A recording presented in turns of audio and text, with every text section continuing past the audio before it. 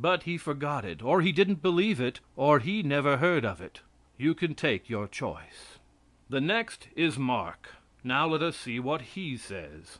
And for the purpose of this lecture, it is sufficient for me to say that Mark agrees substantially with Matthew, that God will be merciful to the merciful, that he will be kind to the kind, that he will pity the pitying.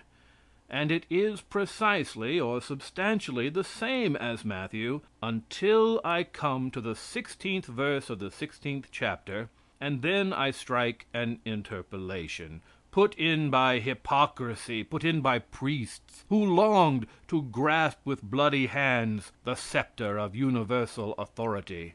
Let me read it to you. And it is the most infamous passage in the Bible. Christ never said it. No sensible man ever said it. And he said unto them, that is, unto his disciples, Go ye into all the world, and preach the gospel to every creature. He that believeth and is baptized shall be saved, and he that believeth not shall be damned. Now I propose to prove to you that that is an interpolation. Now how will I do it? In the first place, not one word is said about belief in Matthew. In the next place, not one word is said about belief in Mark until I come to that verse. And when is that said to have been spoken? According to Mark, it is a part of the last conversation of Jesus Christ, just before, according to the account, he ascended bodily before their eyes. If there ever was any important thing happened in this world, that is one of them. If there was any conversation that people would be apt to recollect, it would be the last conversation with God before he rose through the air and seated himself upon the throne of the infinite. We have in this Testament 5 accounts of the last conversation happening between Jesus Christ and his apostles. Matthew gives it. And yet Matthew does not state that in that conversation he said, Whoso believeth and is baptized shall be saved, and whoso believeth not shall be damned. And if he did say those words, they were the most important that ever fell from his lips. Matthew did not hear it, or did not believe it, or forgot it.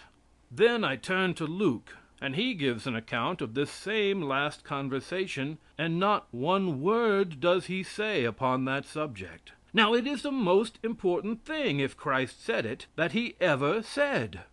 Then I turn to John, and he gives an account of the last conversation, but not one solitary word on the subject of belief or unbelief. Not one solitary word on the subject of damnation.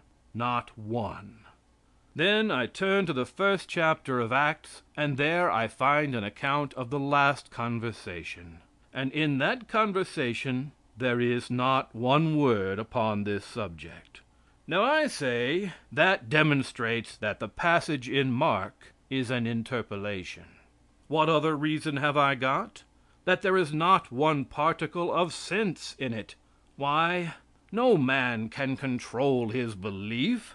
You hear evidence for and against, and the integrity of the soul stands at the scales and tells which side rises and which side falls. You cannot believe as you wish. You must believe as you must. And he might as well have said, Go into all the world and preach the gospel, and whosoever has red hair shall be saved, and whosoever hath not shall be damned. I have another reason. I am much obliged to the gentleman who interpolated these passages. I am much obliged to him that he put in some more. 2 more. Now here, and these signs shall follow them that believe. Good. In my name shall they cast out devils. They shall speak with new tongues, and they shall take up serpents. And if they drink any deadly thing, it shall not hurt them. They shall lay hands on the sick, and they shall recover. Bring on your believer. Let him cast out a devil. I do not claim a large one, just a little one, for a cent. Let him take up serpents. And if he drink any deadly thing, it shall not hurt him. Let me mix up a dose for the theological believer. And if it does not hurt him, I'll join a church. Oh, but they say those things only lasted through the apostolic age. Let us see. Go ye into all the world, and preach the gospel to every creature. He that believeth and is baptized shall be saved, but he that believeth not shall be damned. And these signs shall follow them that believe. How long?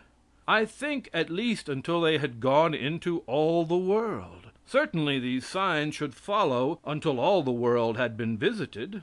And yet, if that declaration was in the mouth of Christ, he then knew that one half of the world was unknown, and that he would be dead 1492 years before his disciples would know that there was another world.